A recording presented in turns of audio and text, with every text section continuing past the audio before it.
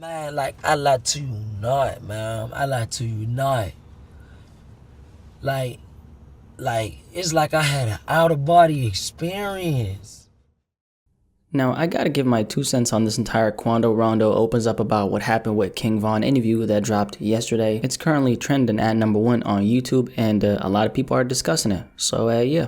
Let's talk about it. Now, a lot of people already know who Quando Rondo is at this point, so no introduction needed here. Although his affiliation with Youngboy and his consistency with the music brought him to a great level of recognition, a lot of people's first introduction to Quando was actually after Von's passing. The death of King Von was obviously a very sensationalized moment. That's what happens when any rapper passes. But the story is, as most of us already know, King Von's crew and Quando Rondo's guys got into an altercation on that night of November outside the Monaco Hookah Lounge in Atlanta. One thing led to another, a scuffle broke out, shots went off, and King Von was unfortunately hit, which led to his untimely passing. Timothy Leaks, aka Lil Tim, who's a good friend of Quando, was charged a day later on November 7th for the death of King Von. He's since then been released on a $100,000 bond, but that's another story for another day.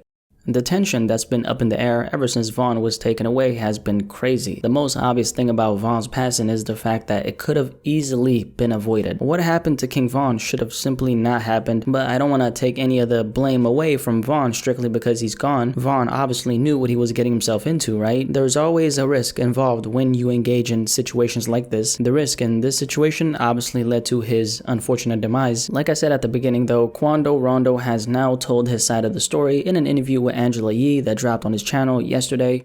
I said, I'm not going in the club.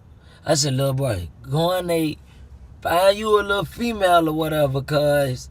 I'm like, you got 15 minutes, cuz.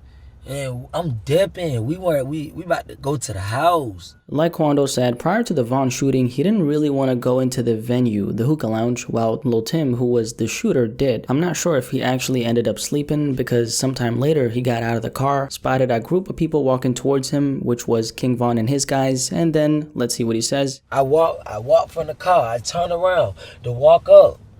I see a group of people coming. I'm about to let these people walk past me. I'm not about to try to go through these people or nothing like that. Even though the situation at the time might have actually justified Quando doing something, you know, a group of people walking towards you who you don't recognize at first, Quando's game plan was just to let him walk past him, and there was that. But what ended up happening? So I'm letting this group come by. Next thing you know, a nigga hit me.